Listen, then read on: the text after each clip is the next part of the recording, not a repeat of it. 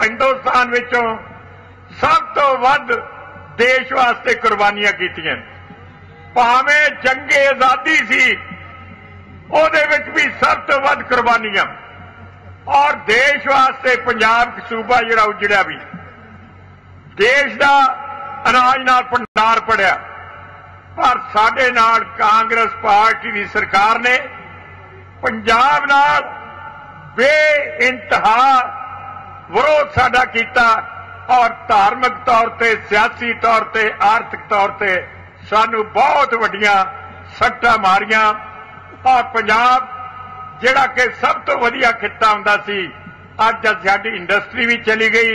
इन्हां दी पॉलिसी नाल साडी खेतीबाड़ी नूं भी धक्का लग्या, ट्रेड नूं भी धक्का लग्या। हुण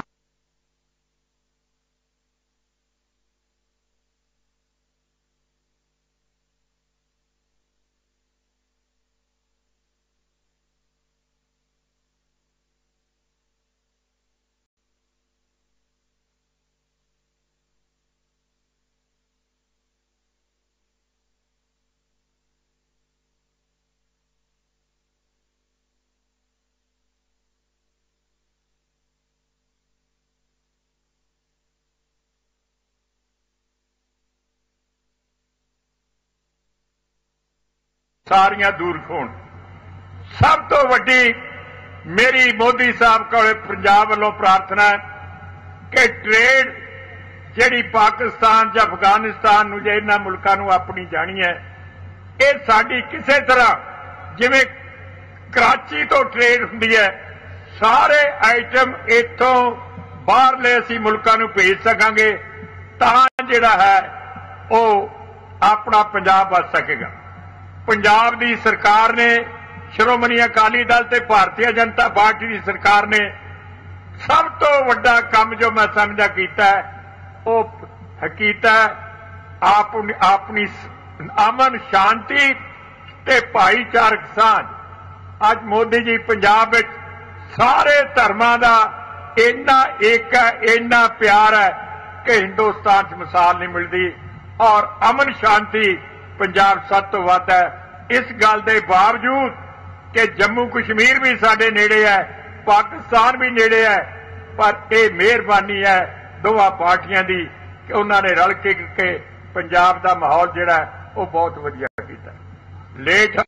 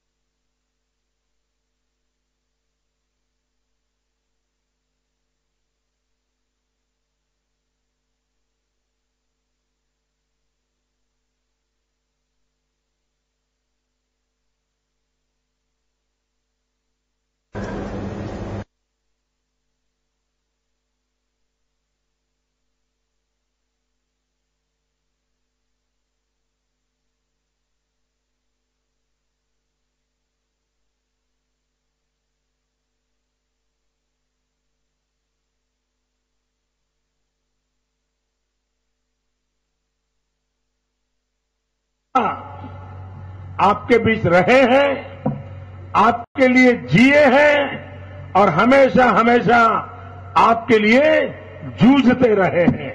और मैं मानता हूं आने वाले दिनों में जबकि दिल्ली में सरकार भाजपा की बनना तय है, एनडीए की सरकार बनना तय है, और अब तक जितना मतदान हुआ है ना, उसमें दो बातें साफ हो गई है।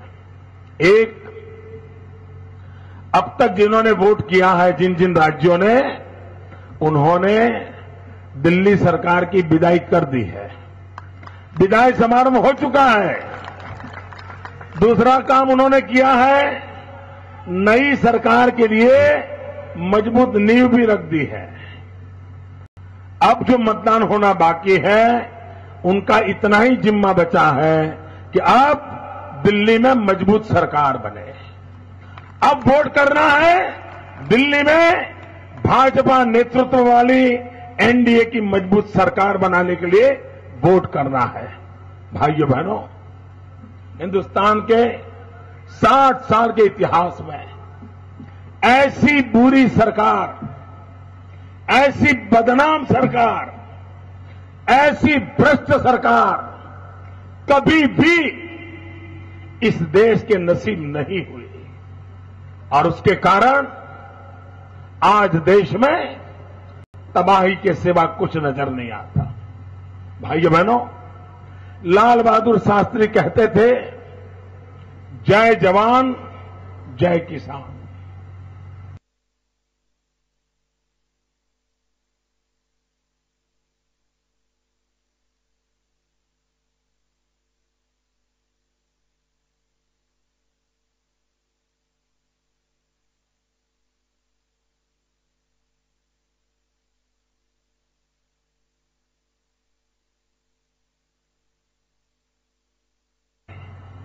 उसी भारत मां के मेरे लाल सेना के जवान, उनके सर काट दिए जाए, पाकिस्तान उनके सर काट करके ले जाए। आतंकवादी आए दिन हमारे जवानों को गोलियों से भून दे, और दिल्ली सरकार हर बार एक घीसा पीटा बयान दे, अगली बार होगा तो देखेंगे। क्या अगली बार का इंतजार करते हो क्या? क्या अगली बार का इनविटेशन देते हो क्या? देश चलाने का यह तरीका होता है क्या? और भाइयों बहनों, क्या जय किसान कह सकते हैं? आपको जानकर के हैरानी होगी भाइयों, हिंदुस्तान ने आजादी के बाद जितने युद्ध लड़े, उन युद्धों में जितने जवान शहीद हुए, उससे ज्यादा किसान आत्महत्या करके मरे हैं। ये किसानों का देश है, ये गांवों का देश है, और दिल्ली में ऐसी कैसी सरकार है कि हमारे देश के किसानों को आत्महत्या करने की नौबत आए। और इसलिए मेरे भाइयों बहनों, आज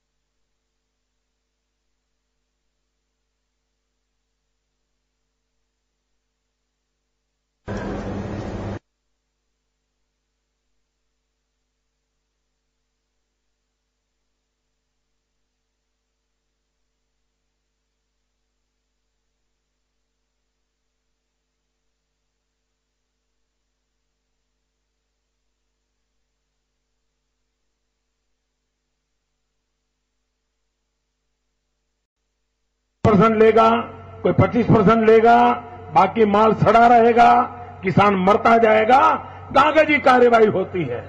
भाइयों बहनों, भारतीय जनता पार्टी ने अपने घोषणा पत्र में किसानों के हितों के लिए एक महत्वपूर्ण योजना घोषित की है और मैं चाहता हूं मेरे पंजाब के किसान भाई बहन इस बात पर गौर करें, इसे समझे।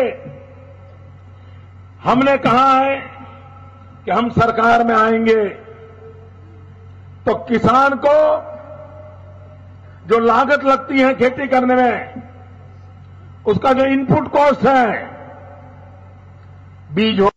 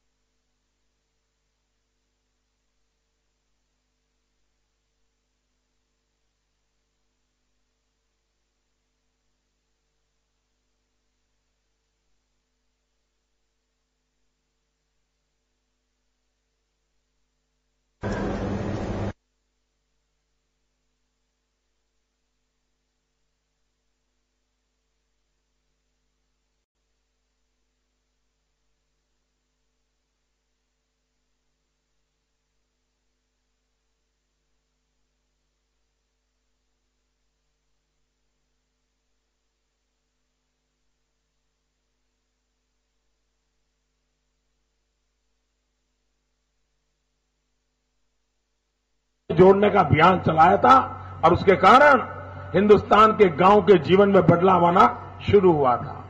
भाइयों बहनों, अटल बिहारी वाजपेयी की जो योजना थी, उसी में से प्रेरणा लेकर के भारतीय जनता पार्टी ने अपने घोषणा पत्र में कहा है कि जैसे अटल जी ने प्रधानमंत्री ग्राम सड़क योजना बनाई थी, वैसे ही भारतीय जनता पार्टी की आने वाली सरकार प्रधानमंत्री कृषि सिंचाई योजना बनाएगी। हर खेत को पानी कैसे पहुंचे, पानी की समस्या का समाधान कैसे हो, अधिक पानी के संकट से भी मुक्ति कैसे मिले, इन सारे विषयों पर गंभीरतापूर्वक पूरे देश में नेटवर्क खड़ा करने का काम भारतीय जनता पार्टी की सरकार ने मन में ठान ली है। आप कल्पना कर सकते हैं इतने से बदलाव से किसान के जीवन में कितना बदलाव आ सकता है।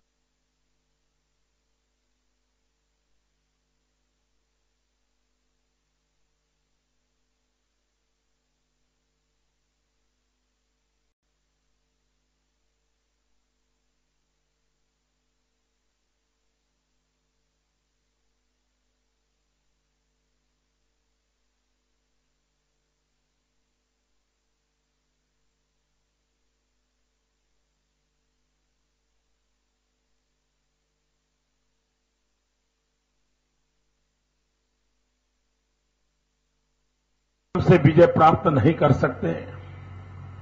जो लोग आतंकवादियों के बम बंदूक पिस्तौल से हमें तबाह नहीं कर सकते, जो लोग हिंदुस्तान को अंतर से तोड़ नहीं पाते, ऐसे हमारी दुश्मनों की ताकतों ने एक नया रास्ता अपनाया है।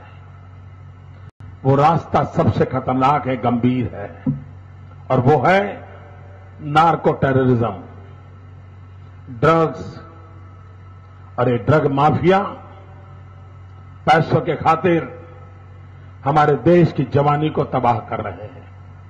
हर मां, विशेष करके पंजाब की हर मां इस बात से चिंतित है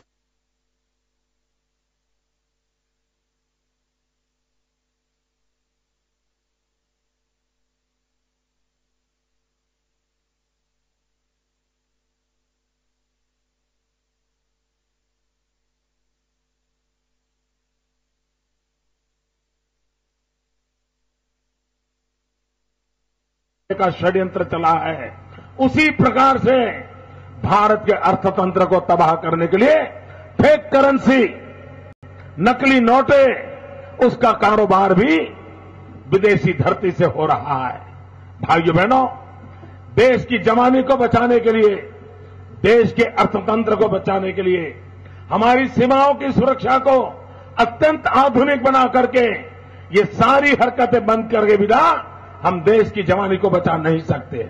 और इसलिए भारतीय जनता पार्टी का संकल्प है, और हम तो पाकिस्तान की सीमा पर बैठे हैं। गुरदासपुर का हर इलाका पाकिस्तान से सटा हुआ है। भाइयों बहनों, अगर हम गुरदासपुर को, पठानकोट को, इस इलाके को बचा लें तो हम पूरे पंजाब को बचाने में सफल हो जाएंगे। और इस काम के लिए मुझे आपके आशीर्वाद चाहिए। भाइयों बहनों, राजनीति अपनी जगह पर है, लेकिन मेरे देश के नौजवान तबाह हो जाएंगे तो राजनीति क्या काम की है? ये कुर्सी किस काम की है?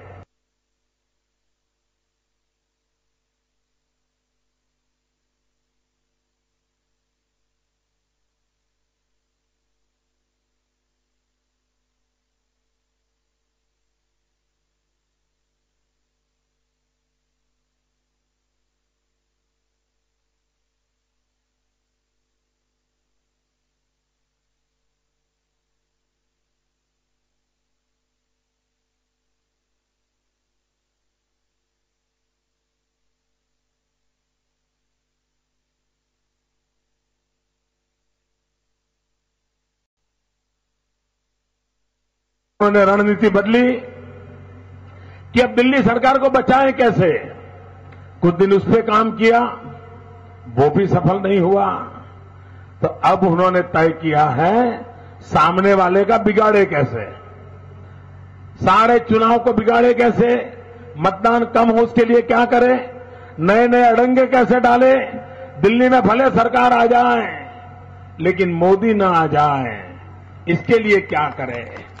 भाइयों बहनों, आमतौर पर विरोधी दल इकट्ठे होते हैं, इकट्ठे होकर के सत्ता दल को हटाने के लिए योजना बनाते हैं। ये पहली बार ऐसा हुआ है कि सत्ता दल नए नए लोगों के साथ जुड़ करके, एनजीओ को जोड़ करके, आंदोलनकारियों को जोड़ करके 1 पॉइंट प्रोग्राम चला है, सरकार बचाने का नहीं।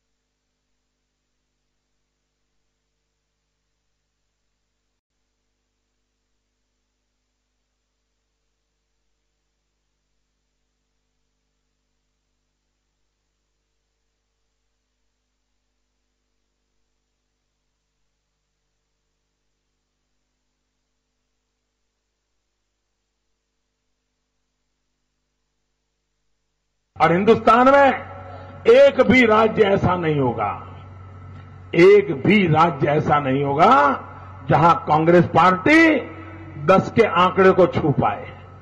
सिंगल डिजिट रहने वाले, सिंगल डिजिट, कांग्रेस के इतिहास में इतना घोर पराजय नहीं हुआ है। भाइयों बहनों, ये मां बेटे की सरकार ने देश को बर्बाद कर दिया। पिछले 10 साल से कभी कभी हम मनमोहन सिंह जी पर नाराज हो जाते थे, कभी कड़वी बात भी बोल देते थे, क्योंकि काम होते नहीं थे, राज्य को मुसीबत होती थी, मन में पीड़ा होती थी, तो कुछ न कुछ बोल देते थे। लेकिन अभी अभी एक किताब निकली है, एक्सीडेंटल प्राइम मिनिस्टर। ये किताब देखने के बाद लगा कि मनमोहन सिंह जी को कुछ कहने का मतलब ही नहीं है। जो पाप है, ये पाप तो मां बेटे की सरकार का पाप है। देश तबाह किया है मां बेटे की सरकार ने किया है। और इसलिए भाइयों बहनों, ये मां बेटे की सरकार को मतदान करके सजा देने का समय आया है। और इसलिए मैं आपसे आग्रह करता हूं कि भारतीय जनता पार्टी अकाली दल के गठबंधन को पंजाब से सारी सीटें विजयी बनाइए। और भाइयों बहनों, आपके दिमाग में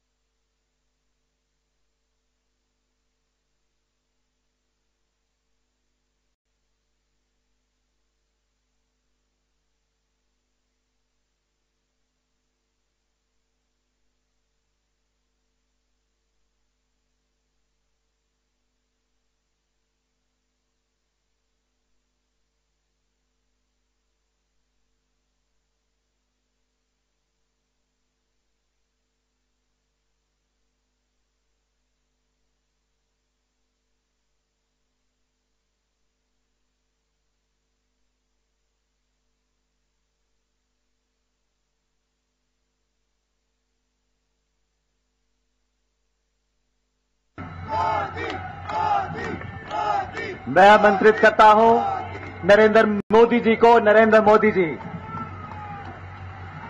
श्रीमान परम आदरणीय श्री बादल साहब, इस चुनाव में भारतीय जनता पार्टी के लोकप्रिय उम्मीदवार श्री विनोद खन्ना जी, भाजपा के प्रदेश अध्यक्ष श्री कमल शर्मा जी, मंच पर विराजमान सभी वरिष्ठ नेतागण और विशाल संख्या में आए हुए भारत के भाग्य विधाता मेरे भाइयों और बहनों, आज मैं इस वीरों की भूमि में आया हूं, ये बलिदानियों की भूमि में आया हूं। मेरा ये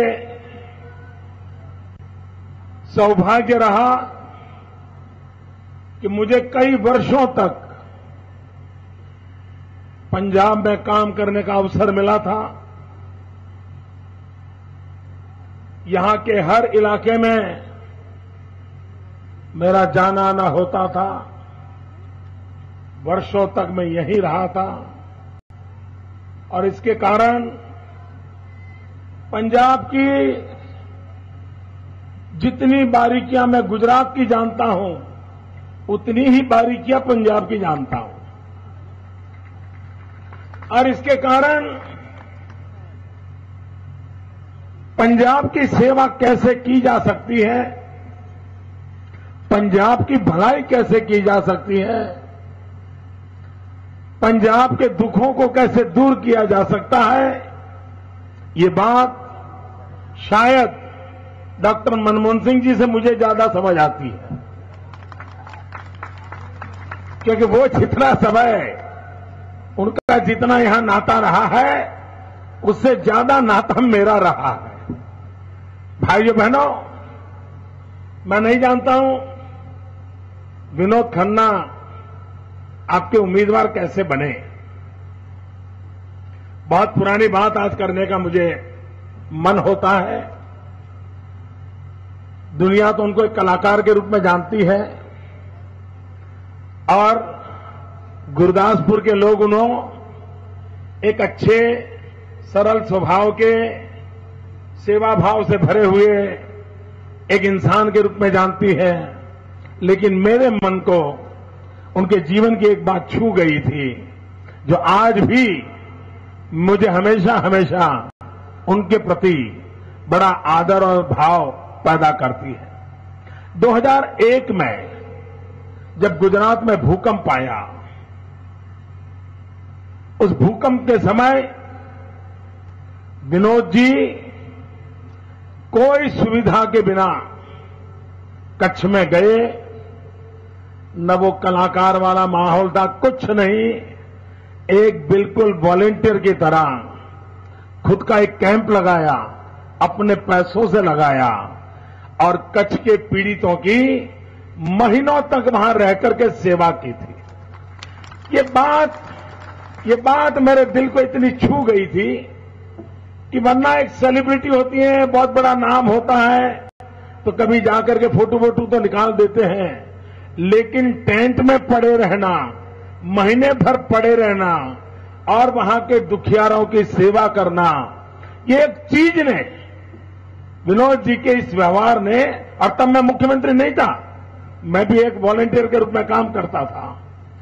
ये जो समाज के प्रति उनका दर्द और संवेदना, और जब मैंने उनको पूछा था उस समय, उनको याद है कि नहीं मालूम नहीं मुझे, क्योंकि उस समय वो मुझे भी नहीं पहचानते होंगे। मैंने कहा भाई आपके मन में ऐसा कैसा है, क्योंकि हमने तो कलाकारों को अलग रूप में देखा है, आप इतने धरती से जुड़े हुए कैसे हो। तो उन्होंने मुझे बहुत अच्छा जवाब दिया था। उन्होंने कहा मोदी जी मैं बहुत सालों से रजनीश के आश्रम से जुड़ा हुआ था और उसके कारण मुझे एकदम सादगी से लोगों के बीच में जीना, ये मेरे संस्कार बन गए हैं। और इसलिए मैं मानता हूं विनोद जी शायद आपके अभी जित एमपी है उससे ज्यादा आपके बीच रहे हैं, आपके लिए जिए हैं और हमेशा हमेशा आपके लिए जूझते रहे हैं। और मैं मानता हूं आने वाले दिनों में जबकि दिल्ली में सरकार भाजपा की बनना तय है, एनडीए की सरकार बनना तय है, और अब तक जितना मतदान हुआ है ना उसमें दो बातें साफ हो गई हैं। एक, अब तक जिन्होंने वोट किया है, जिन जिन राज्यों ने, उन्होंने दिल्ली सरकार की विदाई कर दी है, विदाई समारोह हो चुका है। दूसरा काम उन्होंने किया है, नई सरकार के लिए मजबूत नींव भी रख दी है। अब जो मतदान होना बाकी है उनका इतना ही जिम्मा बचा है कि अब दिल्ली में मजबूत सरकार बने।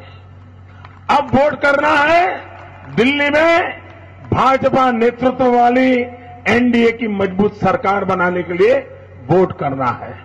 भाइयों बहनों, हिंदुस्तान के 60 साल के इतिहास में ऐसी बुरी सरकार, ऐसी बदनाम सरकार, ऐसी भ्रष्ट सरकार कभी भी इस देश के नसीब नहीं हुई, और उसके कारण आज देश में तबाही के सिवा कुछ नजर नहीं आता। भाइयों बहनों, लाल बहादुर शास्त्री कहते थे, जय जवान जय किसान। आज ये मां बेटे की सरकार, ये मां बेटे की सरकार दावे से कह सकती है, जय जवान जय किसान, ये शब्द उनके मुंह से निकल सकते हैं। जिस देश के जवानों ने ये भारत मां की रक्षा के लिए बलिदानों की परंपरा की, उसी भारत मां के मेरे लाल सेना के जवान, उनके सर काट दिए जाए, पाकिस्तान उनके सर काट करके ले जाए। आतंकवादी आए दिन हमारे जवानों को गोलियों से भून दे, और दिल्ली सरकार हर बार एक घीसा पीटा बयान दे, अगली बार होगा तो देखेंगे। क्या अगली बार का इंतजार करते हो क्या? क्या अगली बार का इनविटेशन देते हो क्या? देश चलाने का यह तरीका होता है क्या? और भाइयों बहनों, क्या जय किसान कह सकते हैं? आपको जानकर के हैरानी होगी भाइयों, हिंदुस्तान ने आजादी के बाद जितने युद्ध लड़े, उन युद्धों में जितने जवान शहीद हुए, उससे ज्यादा किसान आत्महत्या करके मरे हैं। ये किसानों का देश है, ये गांवों का देश है, और दिल्ली में ऐसी कैसी सरकार है कि हमारे देश के किसानों को आत्महत्या करने की नौबत आए। और इसलिए मेरे भाइयों बहनों, आज ये मां बेटे की सरकार के राज में न जय जवान है न जय किसान है, आज तो स्थिति है मर जवान मर किसान। ये मर जवान मर किसान, इसमें से देश को बाहर लाना है, इसमें से देश को बचाना है। अभी भी हमारा किसान, अभी भी यहां कटाई की सीजन चल रही है, किसान खेतों में तप रहा होगा, लेकिन मुझे बताइए, इतना बड़ा देश, इतनी विविधताओं से भरा हुआ देश, हमारे किसान को उसकी मेहनत की कमाई होती है क्या? नहीं होती है। क्यों? कोई निश्चित व्यवस्था नहीं है, नियम नहीं है, पद्धति नहीं है। मिनिमम सपोर्ट प्राइस, फसल का दाम किसान को पूरा मिले, इसलिए मिनिमम सपोर्ट प्राइस तय होती है। लेकिन भाइयों बहनों, आज मिनिमम सपोर्ट प्राइस कैसे तय होती है? उस राज्य के अफसरों का मन कर जाए, भारत सरकार की कृपा हो जाए, तो कहीं मिनिमम सपोर्ट प्राइस कहीं 200 होगी, कहीं 250 होगी, कहीं 300 होगी, और कोई 20% लेगा, कोई 25% लेगा, बाकी माल सड़ा रहेगा, किसान मरता जाएगा, कागजी कार्रवाई होती है। भाइयों बहनों, भारतीय जनता पार्टी ने अपने घोषणा पत्र में किसानों के हितों के लिए एक महत्वपूर्ण योजना घोषित की है और मैं चाहता हूं मेरे पंजाब के किसान भाई बहन इस बात पर गौर करें, इसे समझे।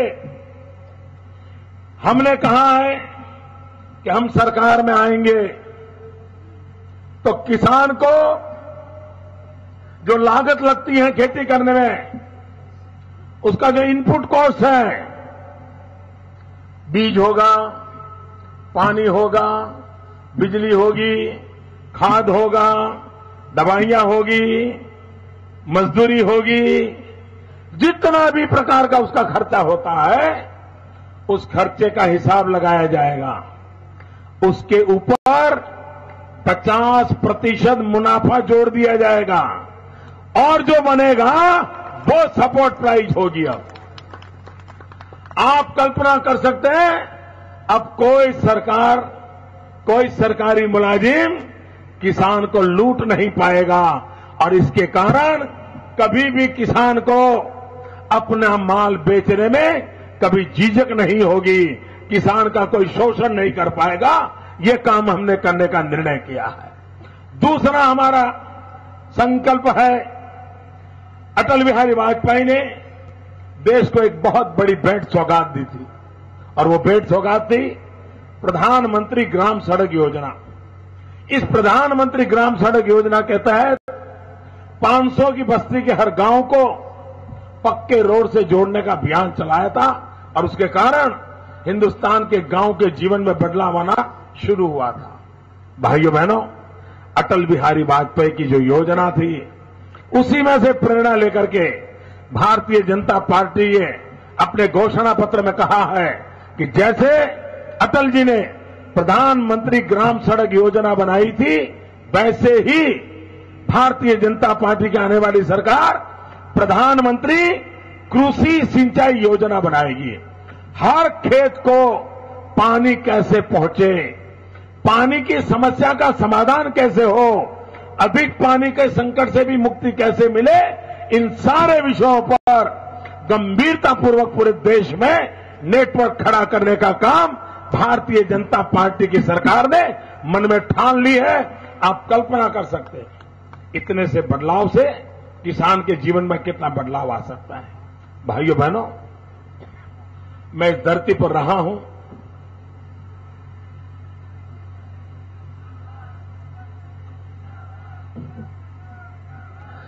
भाइयों बहनों, एक बात, मैं पिछली बार भी चुनाव में आया था, उस दिन भी मैंने मेरे मन की पीड़ा कही थी, आज भी मैं उस पीड़ा को दोहराना चाहता हूं। भाइयों बहनों, जो लोग युद्ध में हमसे विजय प्राप्त नहीं कर सकते, जो लोग आतंकवादियों के बम बंदूक पिस्तौल से हमें तबाह नहीं कर सकते, जो लोग हिंदुस्तान को अंतर से तोड़ नहीं पाते, ऐसे हमारी दुश्मनों की ताकतों ने एक नया रास्ता अपनाया है।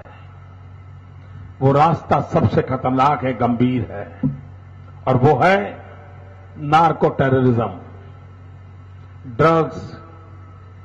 और ये ड्रग माफिया पैसों के खातिर हमारे देश की जवानी को तबाह कर रहे हैं। हर मां, विशेष करके पंजाब की हर मां इस बात से चिंतित है कि उसके बेटे को तो कहीं ऐसी लत नहीं लग जाएगी। भाइयों बहनों, यहां की हर मां को अपने बेटे की जितनी चिंता है, उतनी ही चिंता इस धरती का मैंने अन्न खाया है, मुझे भी है। और इसलिए भाइयों बहनों, हमने हमारे जवानी को बर्बाद होने नहीं देना है, हमारी युवा शक्ति को बर्बाद नहीं होने देना है। और इसलिए सीमा पर तैनात बीएसएफ के जवान होंगे, सीमा सुरक्षा में जुड़े हुए जो भी फोर्सेस होंगे, भारतीय जनता पार्टी की नई सरकार की प्रायोरिटी होगी कि सीमा पार से ये नशीले द्रव्य भारत की धरती पर न आए, हमारे बच्चों की जिंदगी तबाह न हो, हमारे देश की जवानी को बर्बाद करने का काम न हो। जिस प्रकार से भारत के यौवन को तबाह करने का षड्यंत्र चला है, उसी प्रकार से भारत के अर्थतंत्र को तबाह करने के लिए फेक करेंसी, नकली नोटे, उसका कारोबार भी विदेशी धरती से हो रहा है। भाइयों बहनों, देश की जवानी को बचाने के लिए, देश के अर्थतंत्र को बचाने के लिए, हमारी सीमाओं की सुरक्षा को अत्यंत आधुनिक बना करके ये सारी हरकतें बंद करके बिना हम देश की जवानी को बचा नहीं सकते।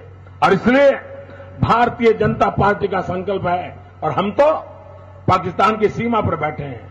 गुरदासपुर का हर इलाका पाकिस्तान से सटा हुआ है। भाइयों बहनों, अगर हम गुरदासपुर को, पठानकोट को, इस इलाके को बचा लें तो हम पूरे पंजाब को बचाने में सफल हो जाएंगे। और इस काम के लिए मुझे आपके आशीर्वाद चाहिए। भाइयों बहनों, राजनीति अपनी जगह पर है, लेकिन मेरे देश के नौजवान तबाह हो जाएंगे तो राजनीति क्या काम की है? ये कुर्सी किस काम की है? ये ताज और तख्त की शोभा के लिए नहीं पैदा हुए, देश की, समाज की भलाई के लिए पैदा हुए हैं। और इसलिए मैं आज आग्रह करने आया हूं। भाइयों बहनों, मैं साफ देख रहा हूं, इस चुनाव में दिल्ली सरकार बचने वाली नहीं है। कोई बचा नहीं सकता अब उनको। और पहले कांग्रेस पार्टी ने अपनी रणनीति बार बार बदली है। पहले वो सोच रहे थे कि दोबारा अच्छी ताकत से सरकार में कैसे आए। जब जनता के बीच गए तो उनको लगा वो तो संभव नहीं है। तो 10 दिन के बाद उन्होंने रणनीति बदली कि अब दिल्ली सरकार को बचाएं कैसे। कुछ दिन उस पर काम किया, वो भी सफल नहीं हुआ। तो अब उन्होंने तय किया है सामने वाले का बिगाड़े कैसे, सारे चुनाव को बिगाड़े कैसे, मतदान कम हो उसके लिए क्या करे, नए नए अड़ंगे कैसे डाले। दिल्ली में भले सरकार आ जाए लेकिन मोदी ना आ जाए, इसके लिए क्या करें। भाइयों बहनों, आमतौर पर विरोधी दल इकट्ठे होते हैं, इकट्ठे होकर के सत्ता दल को हटाने के लिए योजना बनाते हैं। ये पहली बार ऐसा हुआ है कि सत्ता दल नए नए लोगों के साथ जुड़ करके, एनजीओ को जोड़ करके, आंदोलनकारियों को जोड़ करके 1 पॉइंट प्रोग्राम चला है। सरकार बचाने का नहीं, कांग्रेस को जिताने का नहीं, एक ही काम, कुछ भी करो, मोदी रोको। ये मोदी रोकने का तूफान क्यों चला है? क्योंकि उन्हें मालूम है एक बार 16 मई को रिजल्ट आया, उसके बाद ये कांग्रेस के सभी दिग्गजों की जगह कहां होगी, इसका उनको पूरा पूरा पता है। इसलिए कांप रहे हैं। भाइयों बहनों,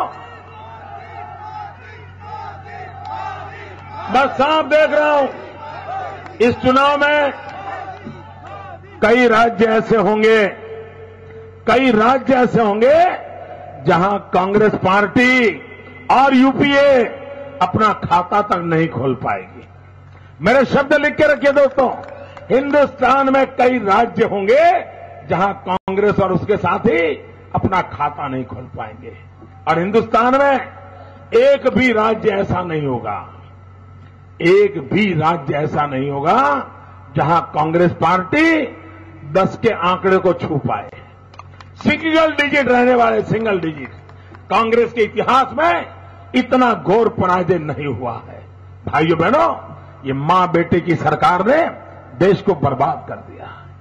पिछले 10 साल से कभी कभी हम मनमोहन सिंह जी पर नाराज हो जाते थे, कभी कड़वी बात भी बोल देते थे, क्योंकि काम होते नहीं थे, राज्य को मुसीबत होती थी, मन में पीड़ा होती थी, तो कुछ न कुछ बोल देते थे।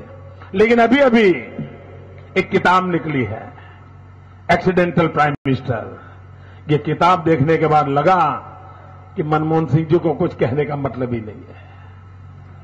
जो पाप है, ये पाप तो मां बेटे की सरकार का पाप है। देश तबाह किया है, मां बेटे की सरकार ने किया है। और इसलिए भाइयों बहनों, ये मां बेटे की सरकार को मतदान करके सजा देने का समय आया है। और इसलिए मैं आपसे आग्रह करता हूं कि भारतीय जनता पार्टी अकाली दल के गठबंधन को पंजाब से सारी सीटें विजयी बनाइए। और भाइयों बहनों, आपके दिमाग में कमल हो, आपकी जुबान पे कमल हो, आपके दिल में कमल हो, लेकिन मतदान के दिवस पोलिंग बूथ में जाकर के उंगली पर कमल उतरना चाहिए, बटन दबाना चाहिए, भारतीय जनता पार्टी को विजयी बनाना चाहिए। भाई विनोद खन्ना, उनको विजयी बनाइए। मैं आपको विश्वास दिलाता हूं, आपके विकास के काम में विनोद खन्ना बढ़कर के काम करेंगे। और मैं तो आपका हुई हूं, आपका अन्न खाया हुआ इंसान हूं। आपके लिए जितना कर कमाऊंगा उतना कम होगा। बहुत बहुत धन्यवाद। भारत माता की जय।